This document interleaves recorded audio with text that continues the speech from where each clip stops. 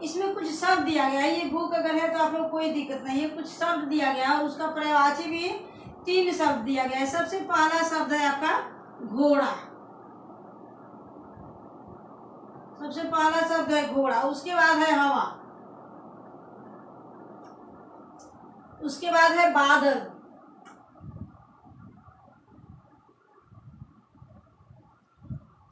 उसके बाद रण और फिर शत्रु।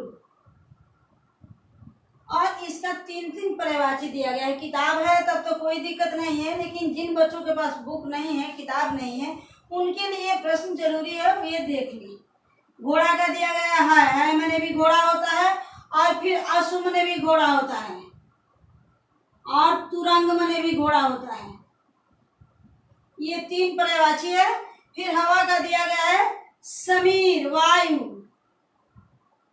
पवन और समीर। इसको आप लोग अपने कॉपी में नोट करेंगे और याद करेंगे। बादल का दिया गया है मेघ, घन और जलद।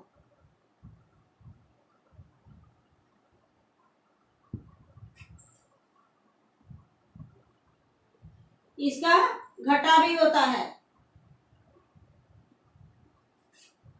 फिर रण का दिया गया युद्ध, संग्राम और लड़ाई। युद्ध, संग्राम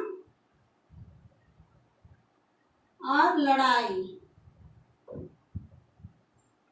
और शत्रु का आरी, रिपु और दुश्मन।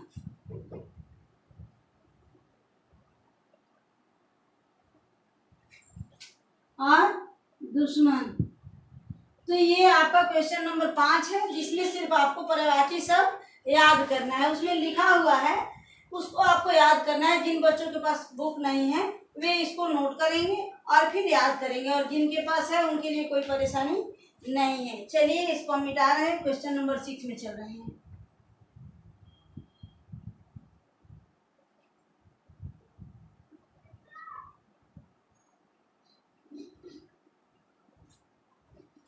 क्वेश्चन नंबर 6 में कह रहा है कि तुक वाले शब्द लिखें। ऐसे शब्द लिखें जिसका अंतिम वर्ण मिलता जुलता हो। और इसमें कुछ शब्द दिया गया है कोड़ा,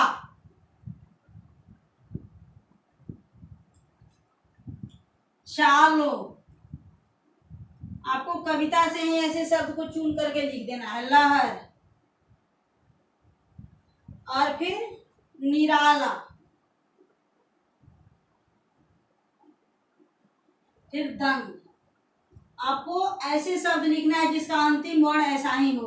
तो कोड़ा, कोड़ा का आप घोड़ा लिख सकते हैं। इसमें इसका दिया हुआ, और जोड़ा भी लिख सकते हैं। उसमें भी रहा है, इसमें भी रहा है, और जोड़ा में भी रहा है। चालों का आप ढालो लिख सकते हैं, भालो लिख सकते हैं।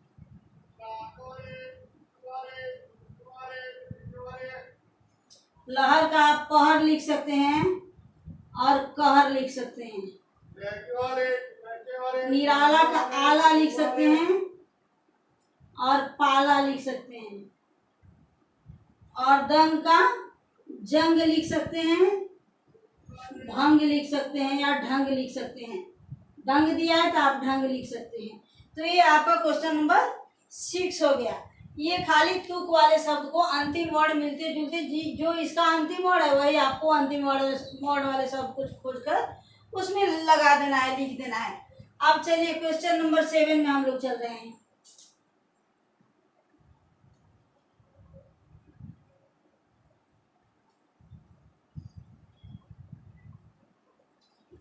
ये हमारा क्वेश्चन नंबर 7 है। इसमें कह रहा है कि विलोम शब्द लिखें। इसमें दिया है निर्भीक,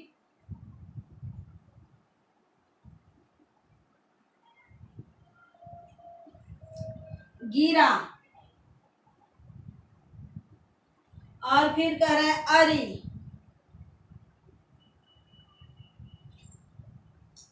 और चौथा शब्द है निराला। अब इसका विलोम आपको लिखना है। तो निर्भीक मन होता है जो नहीं डरे, तो इसका हो जाएगा डरपोक। इसका हो जाएगा उठा, गिरा का उठा। अरि का हो जाएगा, अरि माने शत्रु, तो शत्रु को हो जाएगा मित्र। और फिर निराला का हो जाएगा, निराला कहते हैं अद्भुत अनोखा को, तो ये हो जाएगा सामान्य। तो ये आपका क्वेश्चन नंबर 7 हो गया। अब हम चल रहे हैं क्वेश्चन नंबर 8 में। 8 थोड़ा बड़ा है, इसको आप लोग सबको वीडियो को रोक रोक के पॉज कर करके आप लोग बनाते जाइएगा। किताब है तो किताब में भरिएगा, नहीं है तो कॉपी में बनाइएगा। अब क्वेश्चन नंबर 8 थोड़ा बड़ा है, इसको देखिए। यहाँ कुछ शब्द दिया गया है और एक ही शब्द का दो दो मतलब दिया गया है। ये पहला शब्द है पाला। पाला का दो अर्थ होता है, लिखा गया है सेम पाला, लेकिन इसका मतलब दो हो जाता है। पाला का पहला मतलब हो जाता है सामना, पाला पड़ना, और पाला का हो जाएगा कोहरा, ठंडा। दूसरा शब्द दिया गया है चाल। चाल का चलना, गति, और चाल का चालाकी, चाल चल रहे हैं।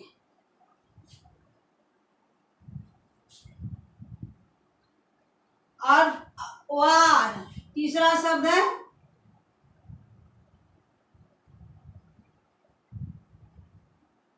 वार।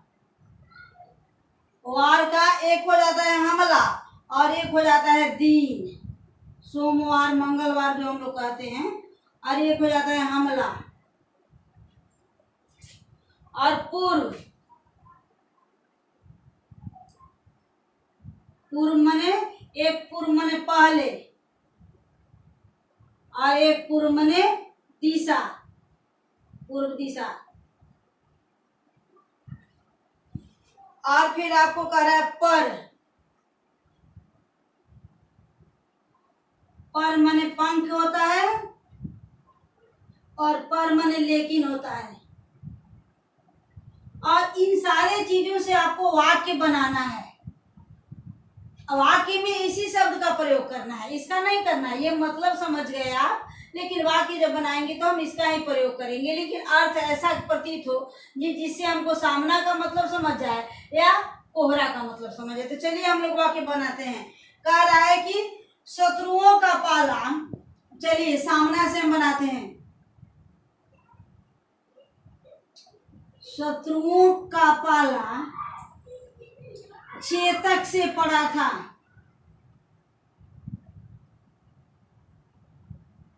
यहाँ सामना के अर्थ में आ गया। अब कह रहे हैं कि इस साल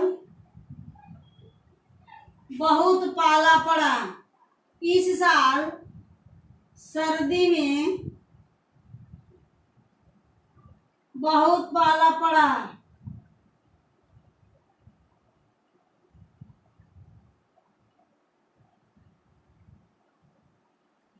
उसके बाद कह रहा है चलना, चाल, घोड़े का चाल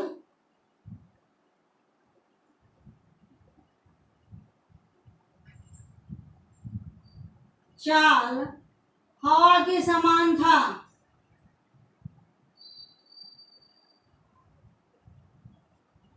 चालाकी, हमें अपनों से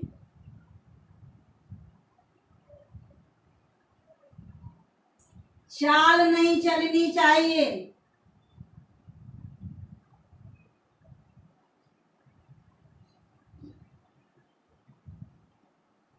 अब कह रहा है दिन, आज सोमवार है।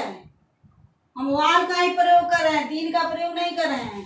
आज सोमवार है। अब कह रहा है वार माने हमला। चेतक अपने शत्रुओं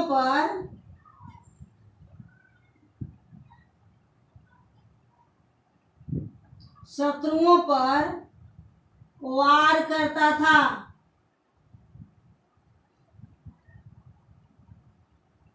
अब कह रहा है पूर्व,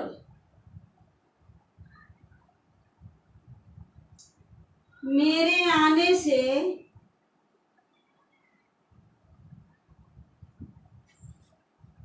पूर्व ही वह चला गया था।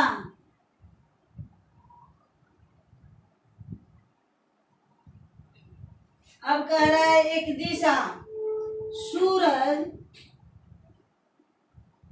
पूर्व दिशा से निकलता है। अब कह रहा है पंख, पर का दिया है पंख, मोर का पर रंग बिरंगा होता है।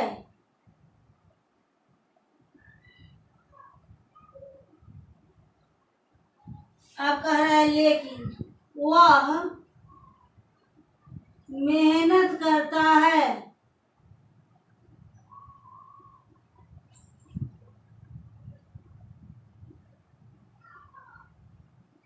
पर सफल नहीं होता।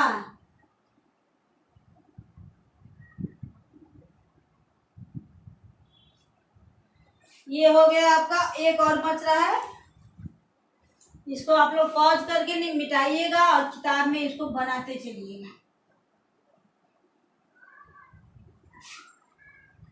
किताब नहीं हो वे कॉपी में बनाएंगे।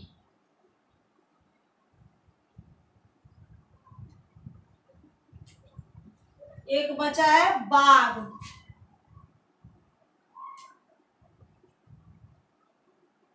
बाघ का दिया है लगाम, और दूसरा दिया है बगीचा।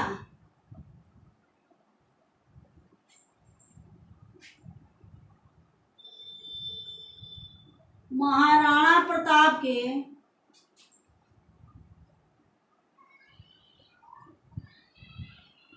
हाथों से बाघ हिलने पर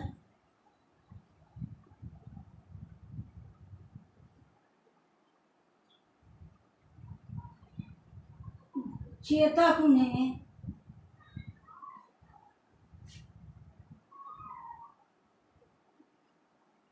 लेकर उड़ जाता था। अब चलिए बगीचा का,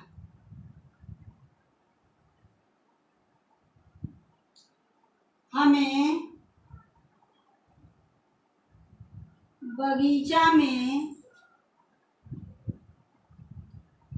टहलना अच्छा लगता है।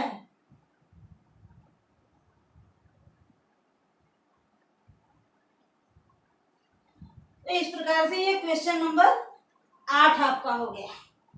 अब चलिए हम लोग क्वेश्चन नंबर 9 को देख रहे हैं। कह रहा है कि जब किसी एक व्यक्ति या वस्तु की समानता किसी अन्य व्यक्ति से करते हैं, समानता यानी तुलना, जब हम किसी एक चीज की तुलना, जैसे कहते हैं कि उसका मुख चांद की तरह सुंदर है, तो यानी मुख की तुलना जो है सो हम चांद से कर रहे हैं।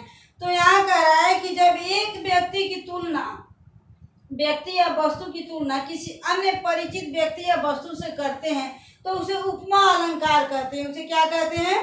उपमा अलंकार कहते हैं। उपमा में होता है तुलना। अब यहाँ कह रहा है कि बढ़ते नद सा लहर गया, इसका कुछ उदाहरण दिया गया है कि बढ़ते नद सा लहर गया, यानी उसकी गति जो है सो बढ़ती हुई नदी की लहर के समान है। तो यहाँ उसकी गति की तुलना नदी की लहर से की गई है। अब कह रहे विकराल वज्रमय बादल सा, जैसे आकाश में विकराल बादल घेरता है और लगता है कि तूफानी बारिश होगी, तो यहाँ कह रहा है कि वह जिधर भी शत्रुओं के तरफ जाता था तो उन्हें लगता था कि जैसे विकराल वज्र के समान, बादल के समान जो टूट पड़ने वाला है, वैसे वह उन पर गिर जाता था। तो यहाँ विकराल वज्रमय की तुलना बादल से की गई है, तो इसे हम कहते हैं उपमा अलंकार। अब चलिए यहाँ कुछ दिया गया है, निम्नलिखित काव्य पंक्तियों में से रेखांकित अंशों पर ध्यान दीजिए। कह रहे कि एक ही वर्ण, इसको हम मिटा रहे हैं थोड़ा सा समझाने के लिए, इसको आप लोग अपने कॉपी में नोट करेंगे।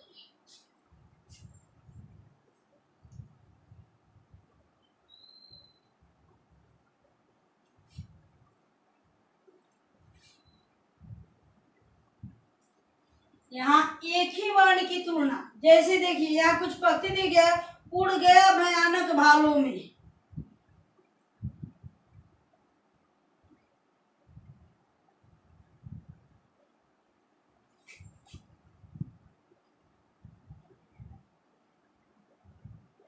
और दूसरी पंक्ति में करे विकराल वज्रमय बादल सा।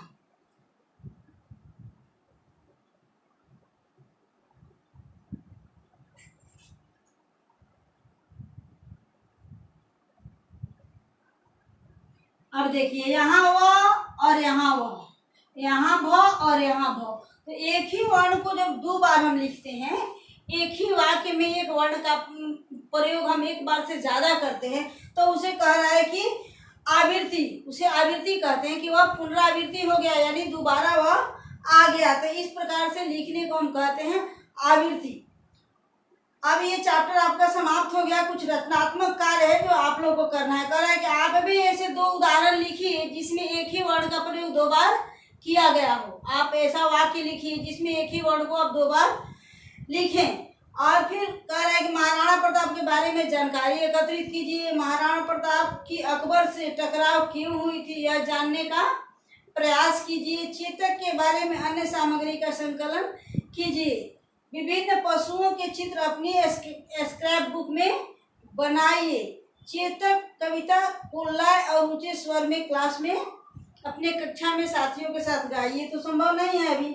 और कह रहा है कि अगर आप कुत्ता पाले हैं तो अपने कुत्ता पर 2-4 पंक्तियां लिखें। इस प्रकार से ये चेतक पाठ जो है 8 समाप्त हुआ। अगले लेक्चर में आप लोग ये पाठ 7 है, सॉरी माफ कीजिएगा, ये पाठ 7 है। अगले लेक्चर में आप लोग पाठ 8 पढ़ेंगे। अगले लेक्चर में आप लोग 8 पढ़ेंगे जो वृक्षों के बारे में पढ़ना है। हमारे वृक्ष ये हमारा चैप्टर है और वृक्षों के बारे में आप लोग अगले पाठ में पढ़ेंगे। तब तक स्वस्थ रहे, सुरक्षित रहें।